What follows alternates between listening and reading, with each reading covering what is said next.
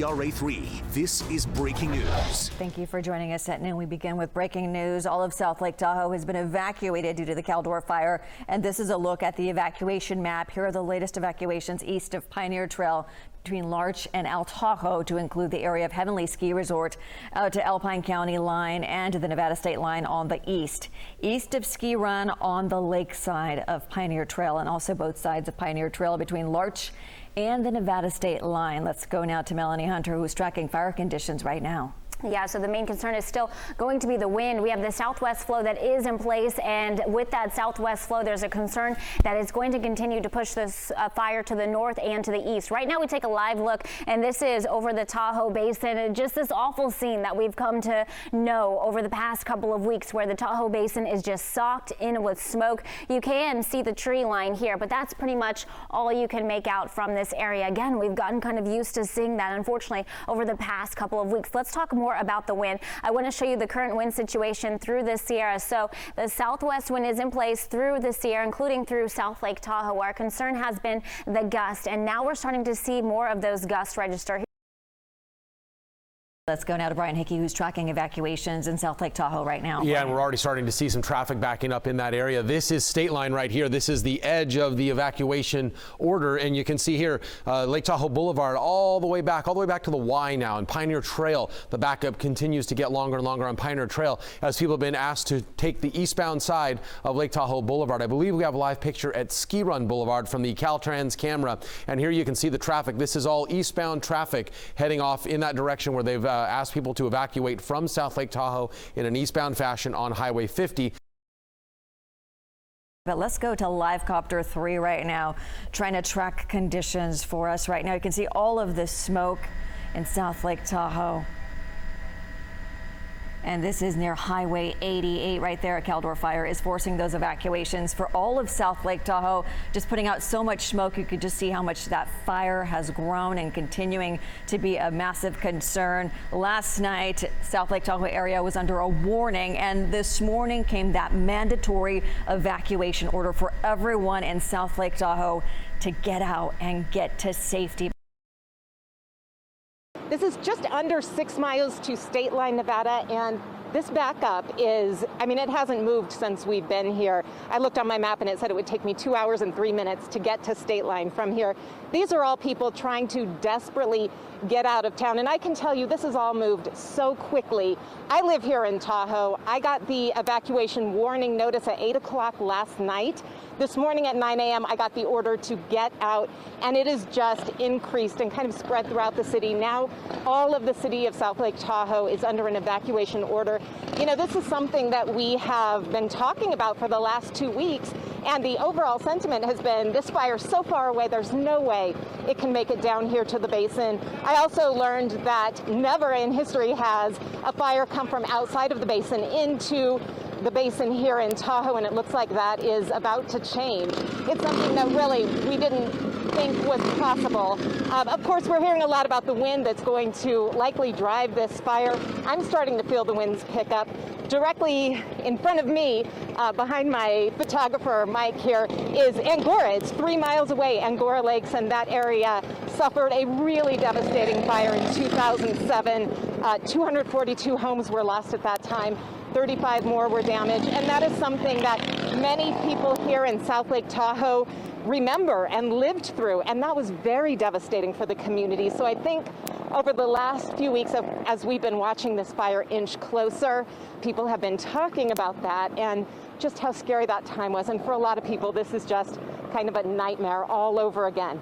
I can tell you it is very strange to be on the other side of a story and to be packing up your home rather, to evacuate. I have covered that so many times, and you always feel bad for the people who are in that situation. And I can tell you it's just really scary. And looking back at a house and not knowing if it's going to be there when you come back home is not a fun thing. And that's what all of these people are dealing with. Look at the massive plumes of smoke. Fire officials just say this is incredible fire activity that they haven't seen before, saying the fire was burning from one side of the Sierra to the other. They didn't expect that this would happen so quickly like they did in the case of the Dixie Fire. Right now, South Lake Tahoe under a mandatory evacuation. A lot of people kind of just stuck sitting in traffic. Let's bring in Mark with more on the conditions that firefighters are facing today.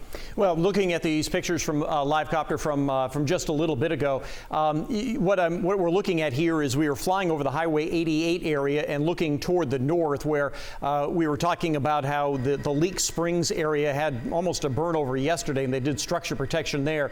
But we talked about how the fire will find the fuel. Sure, there are a lot of patches of granite here and there in this part of the Sierra, but the fire is finding the fuel. There's the area around the Strawberry Creek where it's lush with forest, and that's what the fire is finding here. And as you can see, and this is what we're talking about when you talk about getting the spotting. You see how these trees, they're torching. So in other words, the entire tree is on fire, and then you can see the flames leaping from the top of that tree by another 40, 50 feet. And that's what can send those hot embers. A piece of the tree that may be a half an inch or an inch in diameter is suddenly aloft in that cloud. And then where it lands, it can start a new fire. From KCRA 3, this is breaking news. That breaking news here, KCRA, all of South Lake Tahoe being evacuated because of the Caldor fire. That's 22,000 people who have now been ordered to leave today. This is in addition to more than 20,000 that were already out of their homes because of the fire. We're looking at some live pictures now from LiveCopter 3 that has just finished refueling, so they can give us more aerial coverage of this important day today as folks are getting out of South Lake Tahoe. Just to orient you a little bit of where we're looking here, we're looking up toward the south and eastern edge of where the fire is burning, basically Highway 88. On the other side of all of this smoke is South Lake Tahoe. We won't be able to get that shot for you just because it is too smoky, but we can show you the active part of this fire where the fire is continuing to burn eastward as we look and see how the smoke is actually drifting off, being driven by the winds. And as we zoom in, you can also just get another idea of how much this fire is burning in this one particular area. This is, if you're also wanting a little bit more information as to exactly where this is, north of Kirkwood, just to give you an idea. So we have the shots here as LiveCopter 3 continues to get closer. You can see that darker plume of smoke within the whiter plume, suggesting some heavy fuel going up in that particular area right now. And as we zoom in, yeah, you can just see those little puffs of grayish and almost blackish smoke as our camera person, I believe Mike Domalog, is up there for us getting these shots and just showing you exactly the dangerous leading edge of this fire right now, the Caldor fire. So that is the latest right now from LiveCopter 3. We can show you right now what the evacuation map looks like, just to give you an idea of the swath of land that we are talking about right now. Yeah, and just to remind folks, you know, this fire started about 2 weeks ago. Yep. And it has been burning since then. It started 2 miles east of Omo Ranch, 4 miles south of the community of Grizzly Flats. You know, and again, 20,000 structures threatened, has burned already 177,000 acres. Containment over the weekend, Golson, was at 19%. Today, it was updated to 14%. Right. And all because of the changing conditions out there. Brandy, as you well know, over the course of the weekend, there wasn't a lot of wind, but yesterday there was enough wind to give this fire more forward progress. And today, tomorrow, and even Wednesday, we're going to be seeing more wind, and we're just kind of waiting to see what sort of impact that is going to have on the fire. The satellites give us an indication of how the fire is burning. So as you can see, here's El Dorado County. There is the American River, the South Fork of the American River, and you can see how the smoke laid down in there and then burned off. One thing I want to point out is one thing we're not seeing: the western end of the fire. For those of you concerned about the area down toward Mount Ockham Road, towards Sly Park, Jenkinson Lake, that area, we are seeing hardly any fire activity in that area. I know a lot of you from that area have been evacuated from your homes and we're paying attention to the east side of the fire. I can assure you that even just telling from the satellite, we're not seeing a lot of fire activity down on that Camp Creek area where we did see some activity over the weekend. There's a lot happening here. So we are, like you said, east of Echo Lake and east of Highway 50. We're already seeing some spot fires that have crossed the highway here. Crews are just now arriving to put this out. They're taking the hose out and trying to put this fire out. But we're seeing multiple fires. If we even look in the other direction where I'm facing, there's a spot fire over there in the trees. Again, that's on that same side of Highway 50 where the fire seems to have jumped the highway. And then to give you some perspective, back up along the hillside, if we can get that way, I know that tree is in the way, we were looking at a spot fire up there, and it seems to have come from that area down the hill and cross the highway. That's where we were seeing the cabin burn earlier. And I think we can show you that video that we saw earlier on the west side of Highway 50. There you see the cabin that lit up in flames there.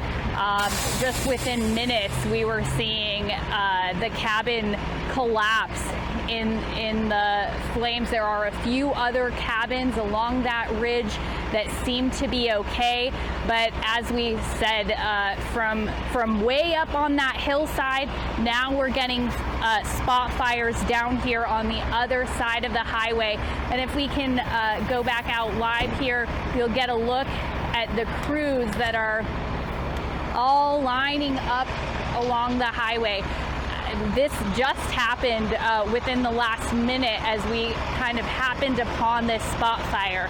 So they're calling in more crews. They've got the hoses out. We're seeing more trucks even line up. But yeah, let's see, 1, 2, 3, 4, 5. Lots of crews here to try to put these spot fires out before they become a problem. So we're definitely going to keep an eye on how things progress here, and we'll get back to you as soon as we can. Live in El Dorado County, Lizzie Mitri, KCRA 3 News. We want to go live to KCRA 3's Brittany Hope, who just arrived in Carson City. Brittany, talk about what's around you and what you see where you are.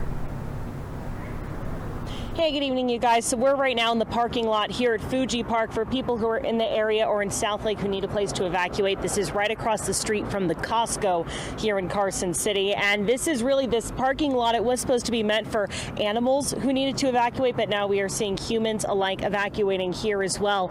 Some folks with tents in their back truck, other people's bringing the trailers and RVs. Alan, if we could bring the camera a little bit that way toward the park and the bleachers over there. I did just verify that those porta potties and the hand washing station was just dropped off here on behalf of the Carson City Fire Department for evacuees who are going to call this parking lot their shelter for the next few days. And you can kind of see one after one some more cars here pulling up, trailers, hitches attached to the back of cars, and some actual tents set up as well. We do know that there were 2 other shelters here in Carson City. I'm going to look down here at my phone to give you the latest. So a second location for Carson or for Caldor Fire evacuees just opened at the Carson City Community Center.